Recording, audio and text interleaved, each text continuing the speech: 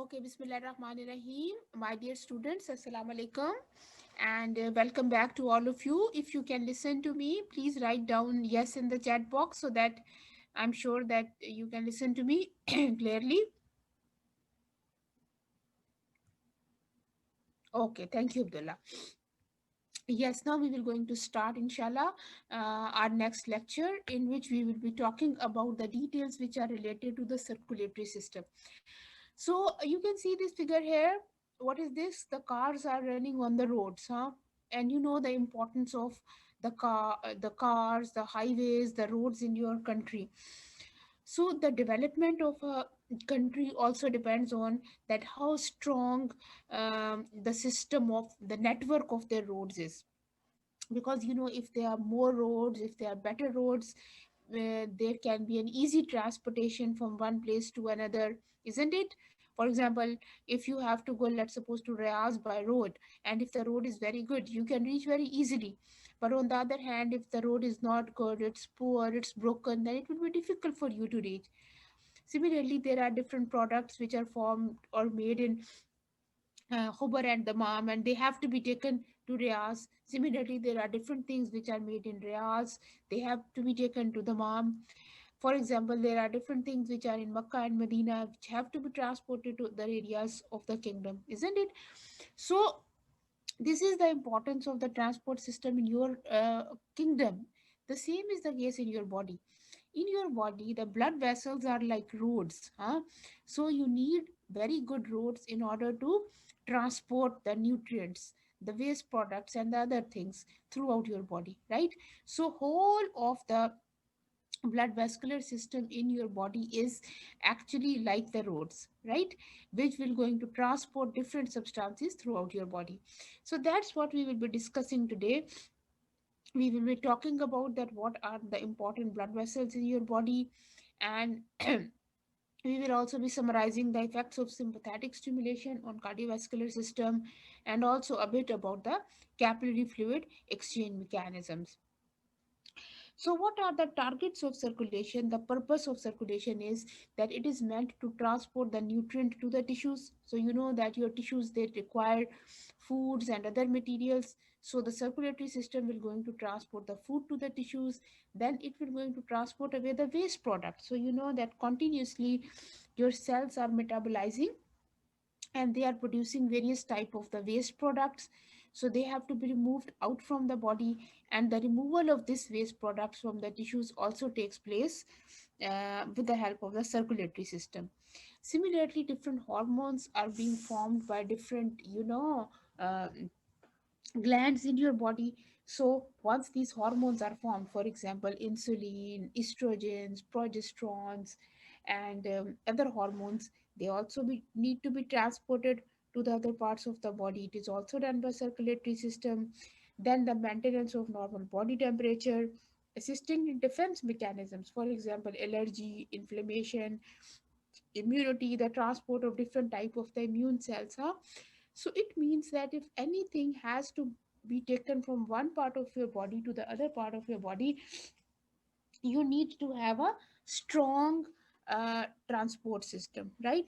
And this transport system is actually called as the circulatory system of your body. For example, if the road gets blocked now somewhere, what will happen? You will go to reach your home very late, and there will be a difficulty to many people who are blocked there.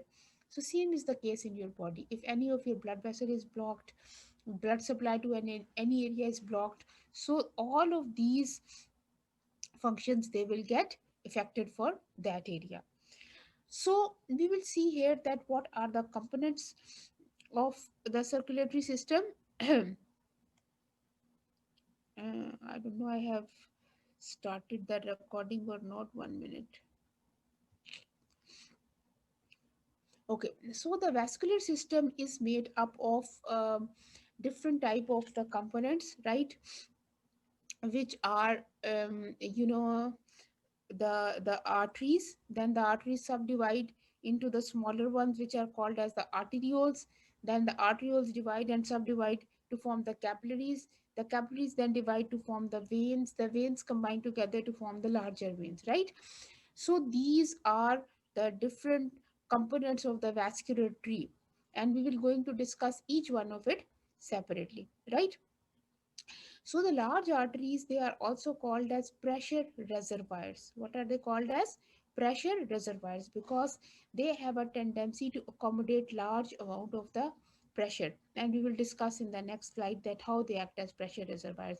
So if anyone says you to describe the characteristic of feature of arteries in one word, what would you say? That they are pressure reservoirs. Then the other type of the vessels, they are called as arterioles. So what are arterioles? The arteries will divide and subdivide to form the smaller vessels which are called as arterioles, which are basically the resistance vessels. They offer a lot of resistance to the flow of the blood. Then we will go to the capillaries. The capillaries are the vessels where the exchange of the fluid takes place. So they are called as exchange vessels. Whereas the last vessels, they are called as veins, right?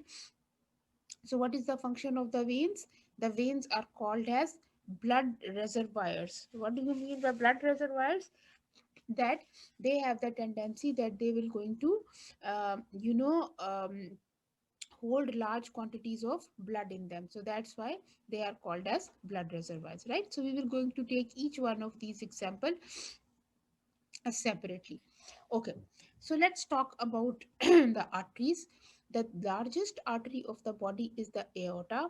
So you can see here the aorta is having very thick vascular walls. So its walls are thick and muscular. They have elastic walls which are muscular in its nature. And what is the main function of the aorta is it will going to receive the blood and it will going to transit the passageway of the blood from heart to the tissues, right? And offer very little resistance to the flow of the blood. This is what is happening. You can see here that this is the heart. When the heart will going to contract, it will send the blood to the aorta, right? So this is systole. Systole means the contraction of the heart. So this contraction of the heart will going to exert a pressure on the walls, which will going to generate a blood pressure. So the characteristic feature of arteries is that they will going to accommodate all of this pressure. So they are acting as pressure reservoirs. Why pressure reservoirs? Because they are receiving a large amount of the pressure. They are holding this large amount of the pressure. When the heart will going to relax during diastole. So this was the systole in which the heart was contracting. Now when the heart is relaxing during diastole, what will going to happen is that it will going to relax like this. It will going to come back to its original shape because of elastic recoil. So it has accommodated all the blood and all the pressure which is coming from the heart, right? So when it recoils back, it exerts a pressure which takes the blood towards the arteriole. So it pumps the blood forward. So the main function of the arteries in the body is that they will going to receive the blood and they will going to accommodate the large amount of the pressures which are there, right? So once the pressure has been achieved here, then what will going to happen? This pressure is then transmitted forward with the help of the arterioles. Clear? So this was about the arteries. Now, next to the arteries, there are another group of vessels which are called as arterioles, right? So now you got the function of arteries. The main function of the arteries is that they are pressure reservoirs. They will going to hold or accommodate all the pressure. Then the arterioles are the small vessels. They are called as resistance vessels. Why? You see their size is very small as compared to the large arteries, and they have very little elastic tissue, right? But their size is small, so they offer a high resistance. It means that when the blood is coming from the large arteries, here the average pressure is 93 millimeters of mercury. Whereas when the same amount of the blood entered into the arterioles, the pressure will going to decrease from 93 to 37. Why? Because the size of the arterioles is small and they offer a great resistance to the flow of the blood. So suddenly the pressure will going to decrease from 93 to 37 when they will reach to the arterioles, right? So the arterioles have a thick layer of smooth muscles. You can see here these yellow colored structure are the smooth muscles which can contract. So when these smooth muscles they contract, they will decrease the size of the arterioles further, right? So the arterioles can have a change in their size. So you can see here, this is the normal size of the arteriole, and when the arterioles constrict, it is called as vasoconstriction. It will lead to a decrease in the size of arterioles, which will result in a decreased blood supply, right? On the other hand, when the size of the arteriole will going to increase, it will cause an increase in the blood supply, right? Now, I don't want you to go into details of these factors, that what are the conditions which cause decreased blood supply and what are the conditions which cause increased blood supply. The only thing that you need to remember is that the arterioles are the resistance vessels, right? Which will going to determine the resistance of the blood in your body. When the arterioles they constrict, there is increase in the resistance throughout your body, right? So when the arterioles constrict, the blood supply to the tissues will decrease. When the arterioles they dilate, the blood supply to the tissues will going to increase, right? So an important point that you have to keep in mind is, as we are always discussing the functions of sympathetic system, I told you that sympathetic activity will cause constriction and all the parts of the body. We have discussed that when there is sympathetic stimulation, it causes contraction of the heart, so the heart rate is increased. It causes the constriction of the veins, so blood return to the heart increases. It causes the constriction of all the arterioles as well, except the arterioles which are supplying to the exercising muscles. Why? Because when you are exercising, you need more blood supply in the muscles. When you are exercising, there is sympathetic stimulation in all the other parts of the body except in your exercising muscles, because your exercising muscles they need lots of blood. So if the arterioles of the exercising muscles also constricted, what will happen? You will not get enough blood. So you know how beautifully the nature have designed your body, that when you are doing exercise, the arterioles of your muscles they dilate by the local mechanisms. For example, locally from the muscle cells there is release of lots of carbon dioxide, which causes the vessels to dilate, right? Okay, now this is a very important slide and very easy slide, in which we will going to summarize the effect of sympathetic stimulation on cardiovascular system. In the previous slides, we have already discussed the effects of the cardiovascular system on heart, the effects of sympathetic system on heart. Here we will going to summarize its effect on whole of the cardiovascular system. So do you know that what will happen whenever I am explaining the role of sympathetic activity on cardiovascular system? I always tell it to my students that just take it as clapping. Okay, so when you clap, this is sympathetic stimulation. Clap means contraction. So when there is more sympathetic activity, what it will do to the heart? It will make the heart to contract more, as we have discussed before. So when the heart is contracting strongly, what is the next result? There is increase in the heart rate. So more contraction, more heart rate. Similarly, it also increases the force of contraction. So you already know that the heart rate and force of contraction together, they will going to cause an effect which is called as increase in the cardiac output. So whenever there is increased sympathetic activity, there is an increase in the cardiac output, right? Now, what is the effect of the sympathetic stimulation on veins? Again, think contraction, clapping, huh? So, what happens when the veins will contract? The amount of the blood that is coming to the heart will increase. So, when the veins are contracted, it will cause increased venous return, means more blood is returning back to the heart. And now comes the Frank-Starling law, which we have just studied, that when more amount of the blood comes to the heart will contract more strongly. Stroke volume will going to increase, and also the cardiac output will be increased. which will lead to increase in the systolic blood pressure, right? So now there are two types of blood pressure. One is called as the systolic blood pressure and the other is called as diastolic blood pressure. So systolic blood pressure is mostly dependent on the contraction of the heart. Clear? Okay. The third is arterioles. Again, whenever there is sympathetic stimulation, it will going to cause the constriction of arterioles.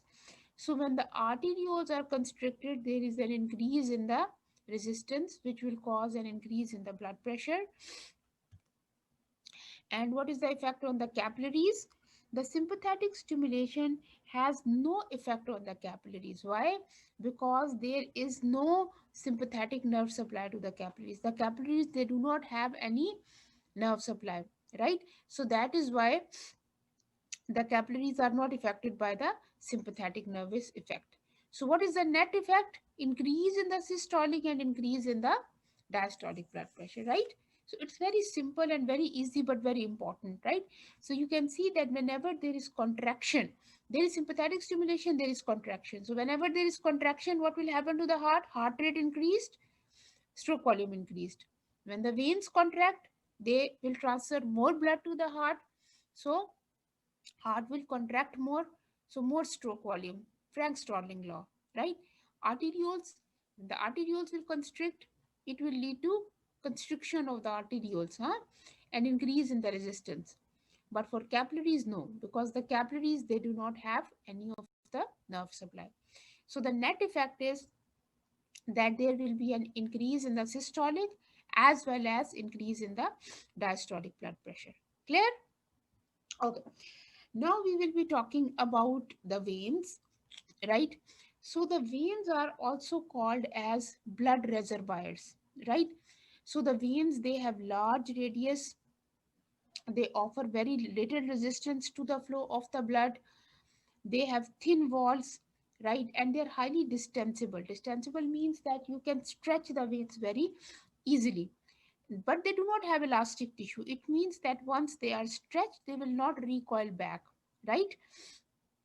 They can easily stretch and they can accommodate the large volumes of the blood without any recoil.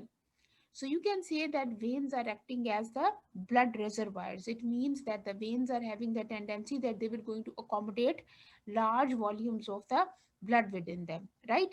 So they are supplied by the sympathetic nerves, and when there is sympathetic stimulation, it will cause the veins to constrict, right?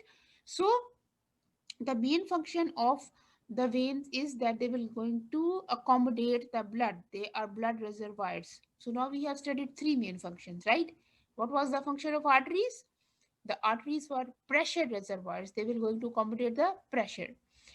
Arterioles were the resistance vessels, whereas the veins, they will hold the blood. 60% of the blood in your body is holded, accommodated, is present within the veins, right? Okay. Now we come on to the capillaries. So the capillaries, they have very thin walls. They are very narrow, right? And they are very extensively branched. It means that they have lots of branches and sub branches, and they are very large in number. But when the blood is flowing through the capillaries, the blood flows very, very slowly, right? They have the slowest velocity of flow of the blood, so that the process of diffusion can take place very easily, and they do not have any sympathetic activity. So you can see here, what is diffusion? Exchange. You know that when the blood enters into the capillaries, so these are the sites where main exchange will take place. Let's suppose you have eaten something, you have glucose in your blood, it needs to be entered into the cells of your body, so it will enter by the process of diffusion. Similarly, oxygen will enter by the process of diffusion. So this glucose and oxygen will combine together to produce energy for your body, but at the same time there is production of carbon dioxide. So this carbon dioxide will be removed out from the body again by the process of diffusion, right? So you can see that mostly the exchange in the capillaries is occurring by the diffusion or by the process of bulk flow. Bulk flow means that when the pressure is very high here, then There is some movement which occurs by the bulk flow, but mostly what you have to keep in mind is the process of diffusion, right? I will explain it here as well. So we have discussed that most of the exchange of the materials occurs with at the level of the capillaries. So the capillaries are single layered cells which are called as the endothelial cells. They do not have any muscles. They are not elastic because their function is not to transport the blood. Their function is to do the exchange, right? The flow of the blood is very, very slow through the capillaries. So what will going to happen here is the capillaries are having, you can see, small gaps or pores as well. So now the amount of the oxygen and glucose is high within the capillary, so it will be transported inside the cell. You can see through the lipid bilayer. So this is the lipid layer. So the lipid soluble substances like oxygen, carbon dioxide and other gases, they can easily pass through the membrane, whereas there are some substances which will going to pass through the channels like water and other ionic things, whereas some of the other things can move by the vesicular transport, right? I will not go into the details of these transport mechanisms as you have already discussed the details of these mechanisms before, right?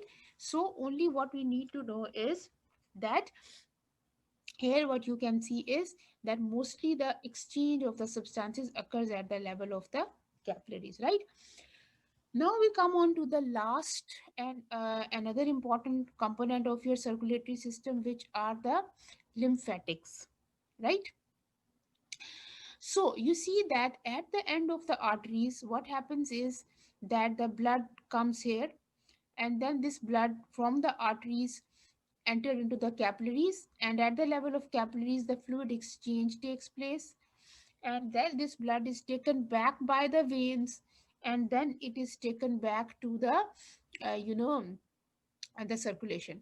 So daily almost 20 liters of the blood reaches to the capillaries for the fluid exchange, right? 20 liters of the blood or the fluid will reach to the capillaries and will going to enter into the interstitium and will going to provide the tissues whatever they need.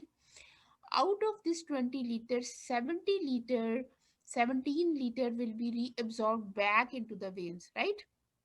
So because it has done its function, so it cannot stay here, it have to move back.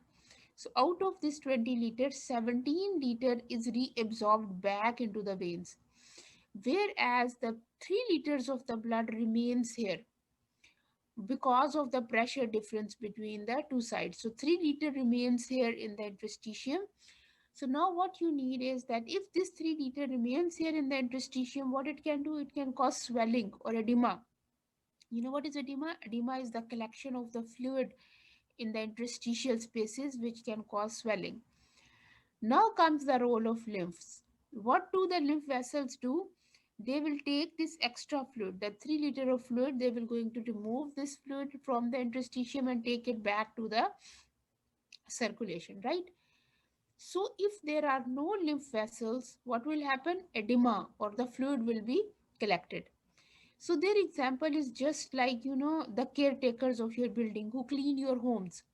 Let's suppose you come to the university in the morning daily, and you are littering, you are throwing the things and stuff like that. The dustbins are full of litter. So when you go away, the housekeepers, they come and they take away all that litter. Okay. So if there are no housekeepers, what will happen? There will be lots of dirt and dust and all that thing. So the lymphatic vessels actually will going to clean away all the dirt, all the dust, and will going to take it away, right? So this is actually the function of the lymphatics, right? So by this we have ended up with a function of three important type of the blood vessels, that are arteries, arterioles, capillaries, veins, and lymphatics. So please now just revise these functions with me. We will go to this the initial slide again, and it will going to give you, yeah, this one. Okay. Now you see, arteries are several hundred in their number. Their walls are thick and elastic. Their radius is large. And what is their main function? They are acting as pressure reservoirs, right? Okay. Now the second vessels are the arterioles. These vessels are half a million. They are much larger in number, right? Because they are smaller in size. They are also muscular. They are innervated with sympathetic stimulation. Their radius is small, and basically, what is their primary function? They are the resistance vessels. They apply a larger resistance to the flow of the blood. Then comes the capillaries. These are the vessels where the exchange takes place. And the last we have studied about the veins. The veins will going to act as the blood reservoirs, right? So by this, Alhamdulillah, we have also finished with the lecture of the blood vessels. Now I will again give you a small break of 10 minutes. So just go and relax. 10 minutes, it's 9 o'clock exactly. And we will be back, inshallah, at 9:10. And then, inshallah, we will going to start with our next lecture, right? After 10 minutes. Thank you so much for your listening. And we'll see you after 10 minutes. Thank you.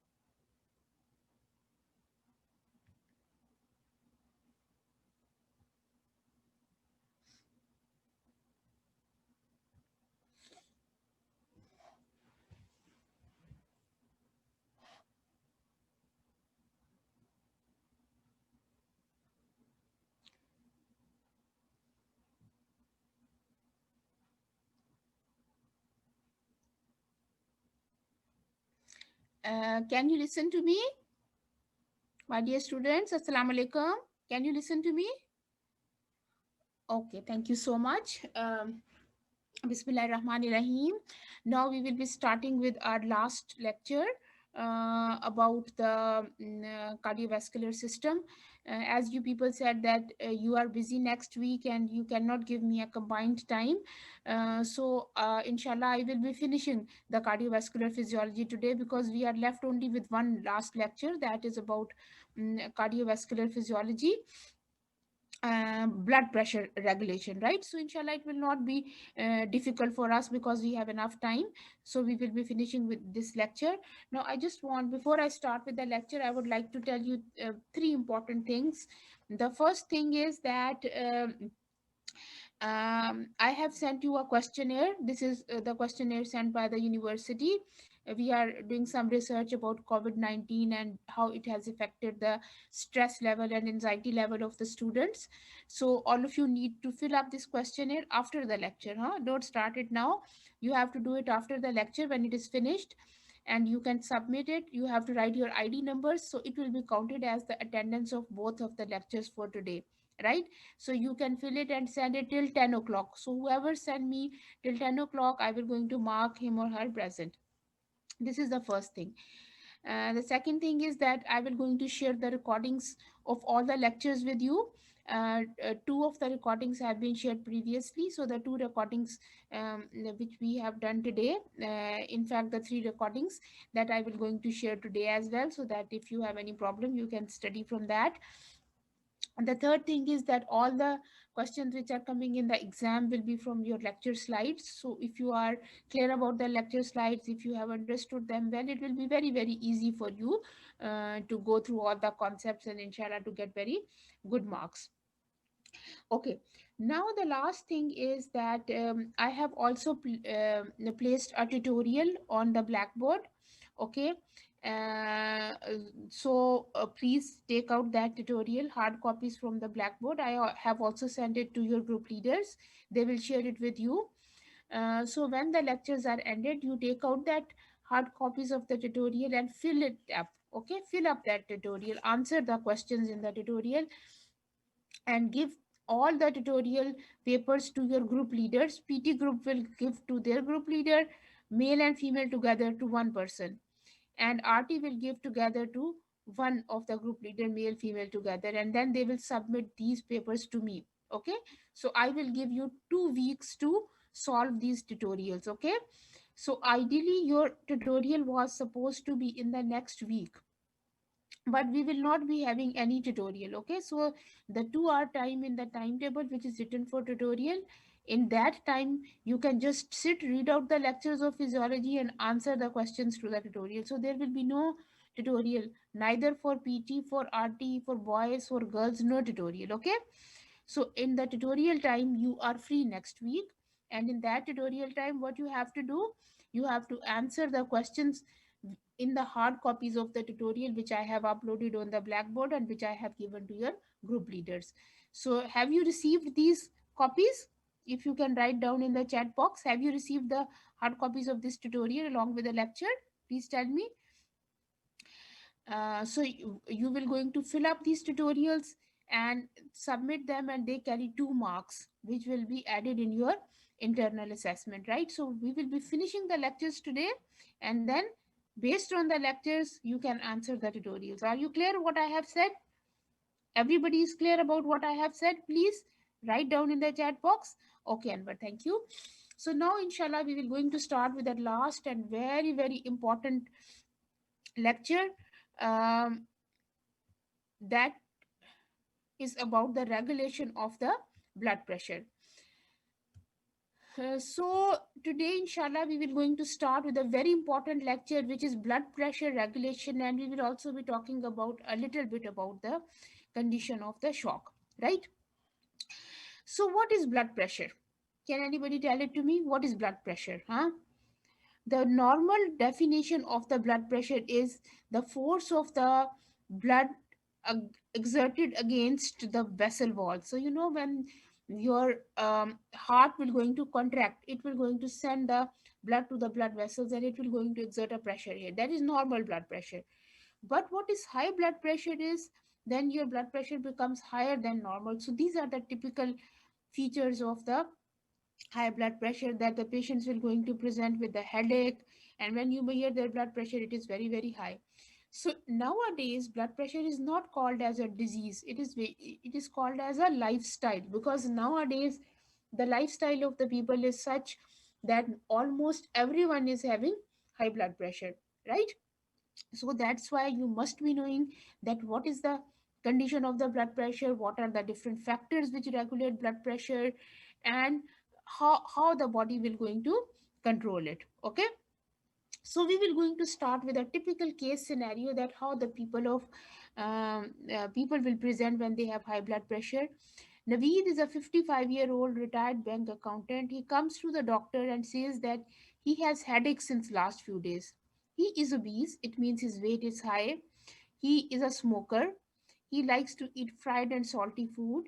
His family history, his father also died of high blood pressure and heart disease for last, he's not died, sorry, his father is having high blood pressure and heart disease for 20 years. His elder brother also have high blood pressure at the age of 45. Otherwise, he is normal. When the doctor measured the blood pressure, it was 160 by 95. Other examination was normal. His ECG was normal. Renal functions or kidney function tests were normal. Electrolytes and glucose were also normal. But lipid was high. Lipid means the cholesterol levels were 213. Normal cholesterol is 200. And LDL is low density lipoprotein cholesterol was also high. Doctor said that take the blood pressure 3 times a day and come after 3 days, so that they can have an idea about the average reading. So his average reading was also high, 160 by 90. Doctor said him that you have to lose weight, increase your improve your lifestyle, healthy eating, exercise, huh? Which I always say to you people, huh? That you have to do exercise, you have to take a good diet. And doctor also prescribed him with a drug. Okay, so this is the case scenario based on which we will going to take our today's lecture. So first of all, you should have an idea that what is blood pressure. Blood pressure is the lateral means outside force. So you know, when the heart will pump the blood, it will going to exert a lateral or the outside force on the walls of the vessels, which is called as blood pressure. When the heart contracts, it is called as systole. So the pressure exerted by the heart during the systole is called as systolic blood pressure, as you can see here. This is the systolic blood pressure, right? Whereas when the heart relaxes, right, the diastole, then there is also some pressure in your system which is called as diastolic blood pressure, right? So this is the difference between the two. Systolic pressure is the blood pressure during the contraction of the heart or during the systole, whereas the diastolic blood pressure is during the relaxation of the heart or during the diastole, right? So the average value of the systolic blood pressure is 120. It ranges between 100 to 140, but average value is 120. And diastolic blood pressure ranges from 60 to 90. This is the normal range, but average value is 80. Clear? Okay.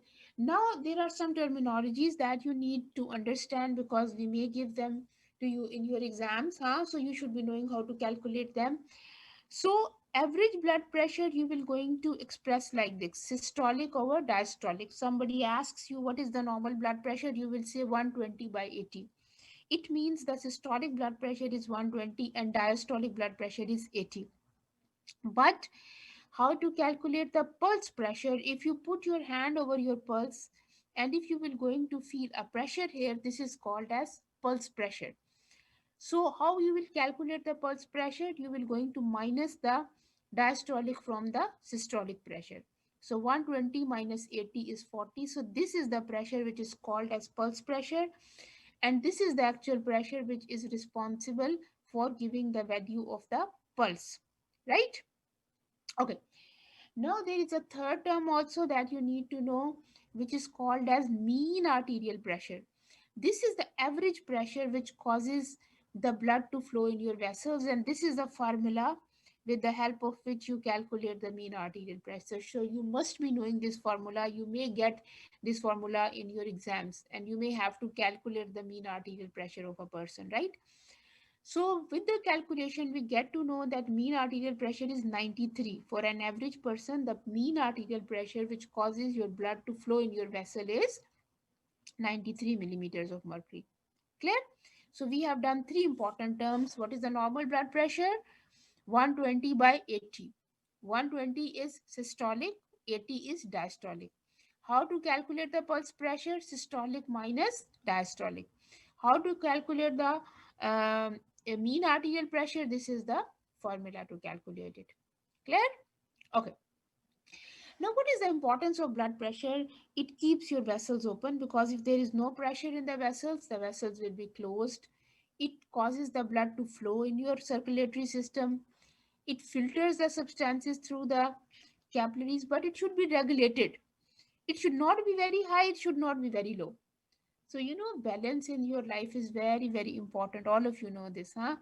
Balance in your life is important. For example, if you give too much time to your studies and you don't give time to your family, this is not good. Or if you are giving too much time to family and sports and you are not giving any time to studies, again, it's not good.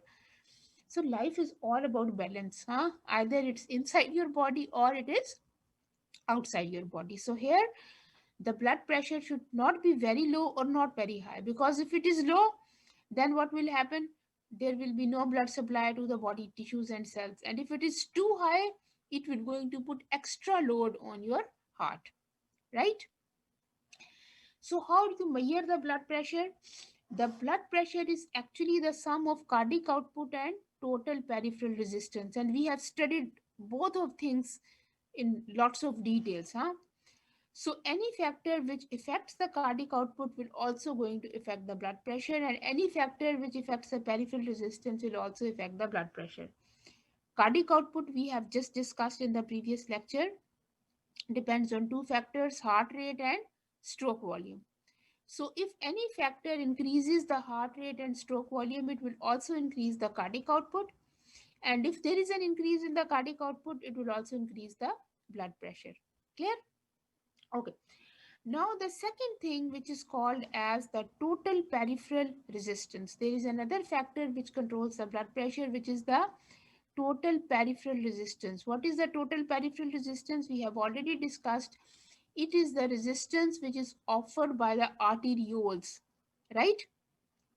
So when the blood is flowing through the arterioles, if they constrict, they will going to cause an increase in the resistance. So if all the arterioles of the body are constricted, it is called as total. It means total arterioles of the body, total peripheral resistance, right? So the radius of the arterioles is actually the factor which is responsible for controlling the total peripheral resistance, right? So blood pressure depends on cardiac output, that how much is the contraction of the heart, and also the total peripheral resistance within your body, right? So so blood pressure depends on two factors, cardiac output and total peripheral resistance. So what are the determinants of cardiac output? You have already done in the previous lecture. So they were stroke volume and heart rate. And what are the determinants of peripheral resistance? You again have done in the lecture. It is the resistance in the arterioles. Clear? So these are the two main factors in your body that will going to determine your blood pressure. Now there are some other factors as well which determine the blood pressure. For example, if there is a decrease in the blood volume, somebody has too much hemorrhage or blood loss, or somebody has too much diarrhea or vomiting, what can happen? There is loss of too much fluid from the body. So when there is a loss of the fluid from the body, it will cause a decrease in the blood pressure. How? Because when there is a decrease in the blood volume or decrease in the plasma volume, what will happen? There is a decrease in the venous return. Less blood is there in the veins. So when there is less blood in the veins, less blood will go to the heart. So when less blood will go to the heart will contract less. Frank Starling law, you remember? So when heart will contract less, what will going to happen? Stroke volume will be reduced. So when the stroke volume is reduced, less blood goes out, so blood pressure will be decreased, right? So that's why you have observed that sometime if you have severe diarrhea or severe vomiting, what you feel very weak. The reason is that might be your blood pressure is becoming low, right? On the other hand, if there is any condition which causes an increase in the blood volume, for example, if somebody has been transfused with the blood or other fluids, so it will cause an increase in the volume of the blood or plasma, which will cause more venous return. More venous return means more blood coming to the heart. Heart will contract more strongly, more stroke volume, and blood pressure will increase, right? So decreased plasma volume decreases the blood pressure, and increased plasma volume increases the blood pressure. But in normal human body, the volume of your plasma and blood is normal. It is regulated by the action of kidneys and various other factors. So these are just the abnormal conditions in which the blood pressure can be affected. Clear? Okay. Now we come on to the very, very important slide, which is actually discussing that what are the factors which control the blood pressure, right? So it's very interesting as well. And you might have studied it somewhere before as well. There are two types of regulations, short-term regulation and long-term regulation. The short-term regulation occurs within seconds, and it is occurring all the time in your body. For example, if you are sitting now and now suddenly you say, oh, now the lecture is becoming very boring, huh? It's becoming too long, I need to take a rest, and then you go to your kitchen. Nazish doesn't know, huh? In your screen I can see, oh, there are 81 participants, but I don't know how many of you are attending, huh? Some of you may be going in the kitchen to have a snack, some of you may be sleeping, huh? So this is actually a different type of teaching, online teaching. This is the drawback of this teaching, but what to do, this is all what it is. So I was saying that even if you stand up from sitting, even then there is a small change in your blood pressure, but your short term regulation will going to maintain this blood pressure, right? And we will discuss how it will going to maintain it. Okay. And then the second is the long term, which occurs within minutes to days. So the short term regulation will be done with the help of the baroreceptor reflex, and the long term will be done with the help of the regulation of salt and water balance by the kidneys, and we will going to take each one of it separately in details. First, the short term regulation. In a normal subject, the blood pressure is within the normal limits. How? With the help of the receptors. So you see, this is the aorta and these are the carotid arteries. So on the arc of aorta and on the carotid arteries, there are special receptors which are called as baroreceptors. These are pressure sensors. So they are continuously getting an information about the blood pressure of your body, right?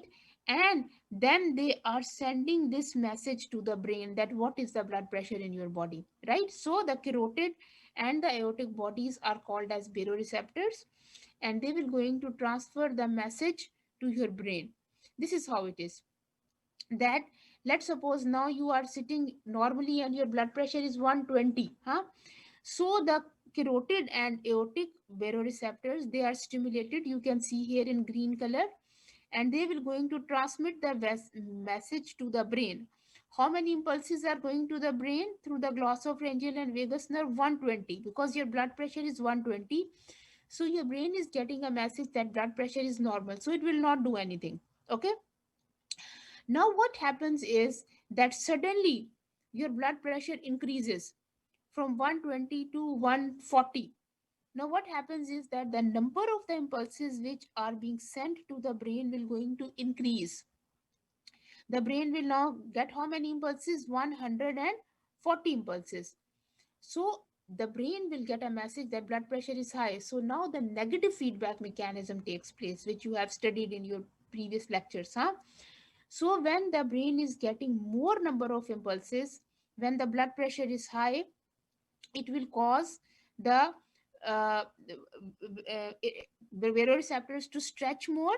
So more impulses are being sent. So it will going to stimulate the cardiovascular center in the brain. So what it will do, it will inhibit the sympathetic nervous system, right? So when the cardiovascular system gets a message that the blood pressure is high, it will send the message to the sympathetic nerves and it will inhibit the sympathetic nerves. Inhibition. Because if it will further stimulate the sympathetic nerve, the blood pressure will further become high. So again, I will repeat, if your blood pressure is normal, nothing is needed to be done. Let's suppose your blood pressure increases from 120 to 140. So now the number of impulses sent to the brain will become 140. This is how the brain will come to know that your blood pressure is high. Now your body will try to bring the blood pressure to low. How it will bring it to low? It will send the message to the sympathetic nerves, right? So what will be the effect? Now we have studied all the effects of sympathetic nerves and you can very easily summarize. So you see, when there is inhibition, it means decreases the activity of the sympathetic nerves in the heart. What will happen? Heart rate will decrease, and also the heart contraction will decrease. So whenever there is decrease in heart rate, decrease in cardiac contraction, it will cause a decrease in the cardiac output and helps to decrease in the blood pressure. Similarly, it will inhibit the veins. The veins will relax, so the less blood will go to the heart, and again blood pressure will decrease. Similarly, the sympathetic activity to the arterioles will decrease and arterioles will again dilate, so again it will cause a decrease in the blood pressure, right? So let's summarize it here. The blood pressure became high, it will cause increased stretch. Instead of 120, 140 impulses are being sent to the brain.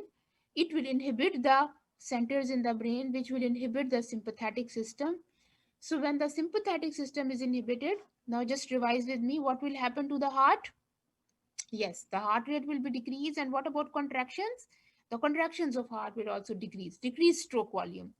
So both of these factors will actually decrease the cardiac output.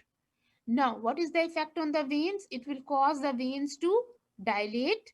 So when the veins will dilate, the venous return will become less. It means less blood will go to the heart, right? What will happen to the arterioles? Arterioles will also dilate. So it will cause a decrease in the total peripheral resistance. So all these factors will try to bring the blood pressure back to normal, right? So this mechanism is happening in your body all the time. For example, if you are sitting and you just stand up, maybe this is happening in your body, right? This reflex is the most important topic of your physiology, right? So all of you need to know it in details. Now let's go to the opposite thing. In here we talked about increased blood pressure. Now let's suppose the blood pressure is decreased. Instead of 120, your blood pressure is 100. Now your brain is getting a message that only 100 impulses are going to the brain instead of 120. So brain will get a message that blood pressure is low, right? So it will cause a message to be sent from the baroreceptors to the brain, cardiovascular center in the brain, which will stimulate the sympathetic nerves. So here you want to increase the blood pressure, right? So what will going to happen here is that the heart will get less impulses. Instead of 120, it may be getting 100 or it may be getting 90 impulses. So it gives this message to the brain. So brain gets a message that now the blood pressure is low, so I need to take care of this patient, I need to increase his blood pressure because low blood pressure is also dangerous. So how it can increase its blood pressure? It will cause an increase in the sympathetic stimulation. And you already know that what are the effects of increased sympathetic stimulation. Yes, let's revise. When there is increased sympathetic stimulation, what will happen? The heart will going to contract more. The stroke volume will going to increase, right? The veins will going to contract more. Venous return is increased. So by the Frank-Starling law, heart will also contract more. Arterioles will constrict. Peripheral resistance will increase. So all of these factors ultimately will cause an increased blood pressure. Clear? So these two are examples, typical examples of negative feedback mechanism. That when your blood pressure is low, your body will bring it back to high. When it is high, the body will bring it back to low. So you see, whenever I study these mechanisms, I always say Subhanallah, huh? So we are sitting here so comfortably, and lots of mechanism and things are happening so smoothly in our body. So only Allah subhanahu wa ta'ala can manage all these things. So are clear about this short-term regulation, because it's very, very, very, very important, right? And you must be knowing all of its details. Okay. Now we will be coming to the long-term regulation of the blood pressure, which is with the help of the kidneys as well. So this is a very important system called as renin angiotensin aldosterone system. You will study it again and again, but I will just give you a very short view. What is it? Whenever the blood pressure is low, your kidneys produce an enzyme which is called as renin. What is the function of this renin is that it will going to act upon an enzyme angiotensinogen and will going to convert it into angiotensin 1, right? This angiotensin 1 then passes through the lungs and it is converted into angiotensin 2. And this angiotensin 2 ultimately then goes to the blood vessels and causes vasoconstriction, and also it goes to the adrenal cortex to produce another hormone, aldosterone, which causes the retention of salt and water by the kidneys, right? So basically, angiotensin 2, the functions of angiotensin 2 are almost similar to the effects of the sympathetic nerves, right? So you see, I will repeat again how it is produced. Whenever blood pressure is low, it stimulates the kidneys to produce renin. The renin will act upon an enzyme angiotensinogen in the liver, which will convert angiotensin 1 to angiotensin 2. So once the angiotensin 2 is formed, it causes vasoconstriction throughout the body. It also causes the production of aldosterone from another structure, which is adrenal cortex. And this aldosterone then increases the blood pressure by retaining the salt and water in your body, right? So this is the renal regulation, that how the kidneys they control your blood pressure. So up till now, what we have done is that the blood pressure is regulated by two mechanisms, short term and long term. What was the short term? Baroreceptor reflex, which occurs within seconds to minutes. The second regulation is the renal regulation, which occurs by the kidneys. So what happens in the kidneys is, let's suppose if you have a decreased blood pressure, what will happen? Your kidneys will form decreased urine. So when there is decreased urine formation, the fluid in your body remains, and it will help to increase your blood volume and your cardiac output. So I have a question for you people.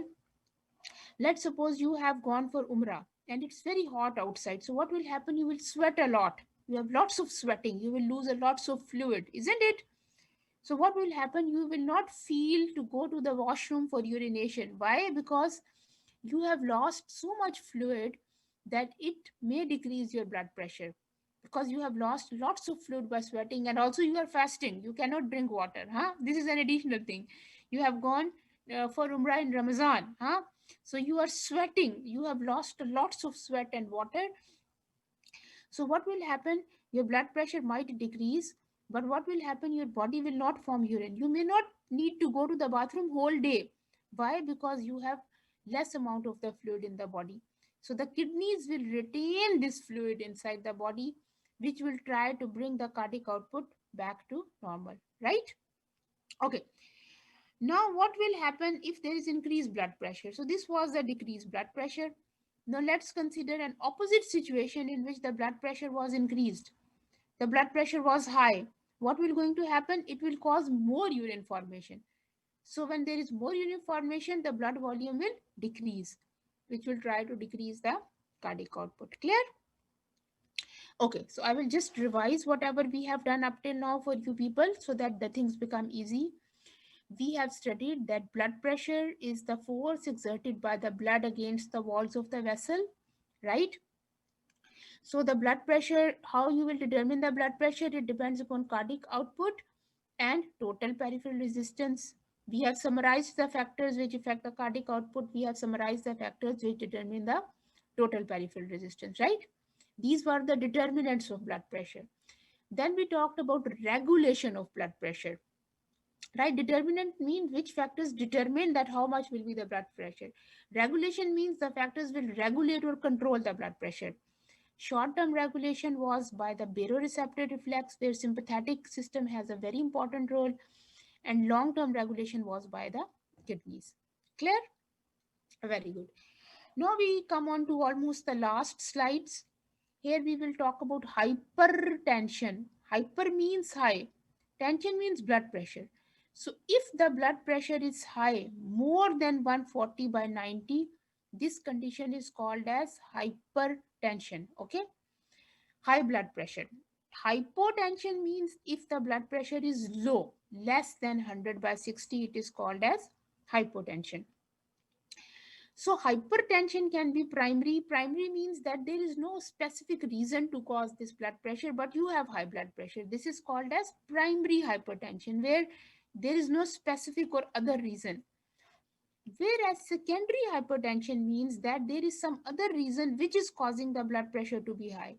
For example, if somebody has high cholesterol levels, which is making its blood vessels narrow, it can cause secondary hypertension.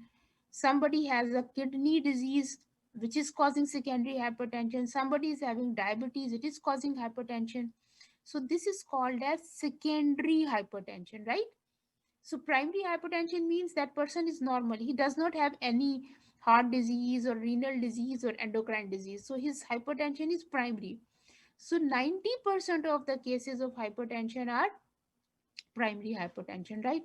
Whereas the second condition is called as secondary. What is secondary hypertension? That person have some other disease which actually cause the blood pressure to be high. What will hypertension do? It will cause an increased workload on the heart. So it is a silent killer. Sometimes the people even doesn't know that they have hypertension or high blood pressure, but it is increasing the workload on their cardiovascular system, which can damage their brain vessels, which can damage the vessels in their heart, which can damage the vessel in their kidneys, which can damage the vessel in their eyes, right? So that is why it is important to diagnose the blood pressure and to start giving a medicine for blood pressure. Because if you will not give a medicine, you may not have any other symptoms. You may feel normal, but with the passage of time, it is actually damaging all of these organs of the body. And when the person comes to the hospital very late, he may come with all these complications, right? So now we come back to the case scenario, hypertension of Naveed. We started our lecture with the case scenario, and then I will give you now the questions, and you have to answer me these questions. Okay? So I expect that now when we have finished this lecture, you will be able to answer all the questions. Okay. Naveed is suffering from which type of hypertension? What is the type of hypertension in Naveed? Is it primary hypertension or is it secondary hypertension? So Naveed is suffering from essential hypertension or primary hypertension, but also he is having high cholesterol. So he is having primary plus a factor of secondary. What lifestyle modification will you recommend for Naveed? First of all, he should lose the weight because his BMI was high. He likes fatty and salty food. Both of these are dangerous because salt also leads to increased retention of water in the body and high blood pressure. Physical activity, so you should advise Naveed that do physical activity, daily exercise. So when you have to advise these things to someone else, you have to practice them by yourself. So I always advise all my students, leave the junk food. No chips, no KFC, no McDonald's, no pizzas. Healthy foods, more fruits, more vegetables, more water, more homemade food. You can have it once a while, once in a week, but not daily. Quit smoking. Smoking is dangerous for your body. Okay, increase your physical activity. So as a teacher, as a mother, it's my responsibility not only to take care of your studies but also to take care of your health. Okay, so if you are having unhealthy eating habits, please try to avoid them, especially for boys. At this teenage, most of them, they start smoking. They want to look cool. So don't look cool. You don't look cool by smoking, because the smoking not only have adverse effects on your all the parts of the body, especially the lungs, but it also damages your blood vessels and cause high blood pressure, right? Okay. So you see that in this case, you will advise Naveed to control all these things, and then his blood pressure will be controlled, right? So you know that one minute.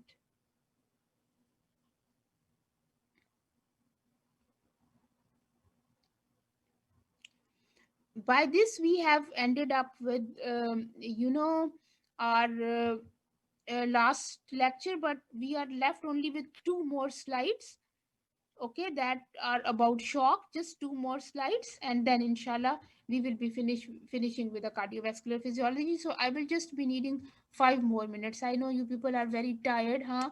But we have to finish this today because you don't have any extra time next week.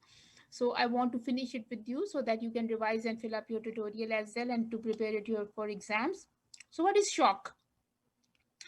Shock means that any condition in which there is inadequate or decreased blood supply to the tissues due to a decreased mean arterial pressure. So any condition which causes a decrease in the blood pressure will cause a decrease in the blood supply to the tissues.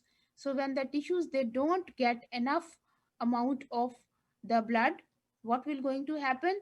They will go into a condition of shock. Why? Because when there is no blood going to the tissues, they will not get oxygen, they will not get nutrients like glucose and fats, and there are lots of metabolic products like carbon dioxide and hydrogen being accumulated. It will not be removed out, so ultimately the tissue death can also take place. So this is called as circulatory shock, right? So what is circulatory shock?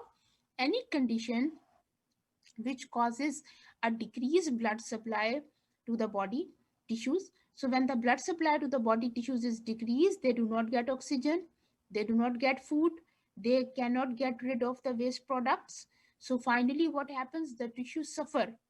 If the shock is severe, if blood supply or blood loss is severe, then the tissues may get damaged and there may be death. So there are different types of shock. It can be hypovolemic shock because of decreased blood volume. It can be cardiogenic shock if there is a problem in the heart. It can be vasogenic and neurogenic. You don't need to go into all of these details.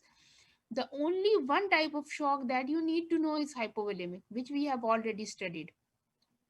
What is hypovolemic shock? Hypo means less, volemic means volume. So when the volume of the blood in your body is low, for example, if there is hemorrhage, lots of bleedings, if somebody has operation due to which he loses too much blood, or if somebody has severe diarrhea or vomiting or burnt tissues, so all of these conditions are the conditions which cause loss of too much blood from the body or fluid from the body. So what will happen? They will cause a decrease in the blood pressure. So decreased blood will go to the tissues, and then the tissues will enter into the condition of the shock. So how you will treat shock? If somebody has hemorrhage, you will give him blood. If he has lost plasma, you will give him plasma. If he have diarrhea, you will give him IV fluids. If he have vomiting also, you will give him fluid and electrolytes. If he has sweating, again, sometimes the fluid and electrolytes are needed to control this condition, right? So alhamdulillah, by this we have finished up with our cardiovascular physiology, one of the most important component of uh, your physiology system. I have tried my level best to give you only that much amount of knowledge which was needed, huh? I did not give you extra knowledge or something, extra things which were not for your need, right? So I wish all of you a very best of luck, a very nice future, and please go through this cardiovascular physiology. If you have any questions, if you are not clear about anything, you can email me, you can come to me, you can ask me. I'll always be there for you, right? And again, I will repeat, fill up the tutorial papers. There will be no practical physical tutorial session. Only you have to fill those tutorials, write down your ID numbers on that, and submit them to me. They will carry 2 marks which will be added in your continuous assessment. And thank you so much for your patient listening, and have a very nice day. I'm sorry I took too much of your time. Huh? I usually give 15 free minutes to the students for the next lecture, but now you have 10 minutes before you start, huh? So just relax in these 10 minutes, and thank you again.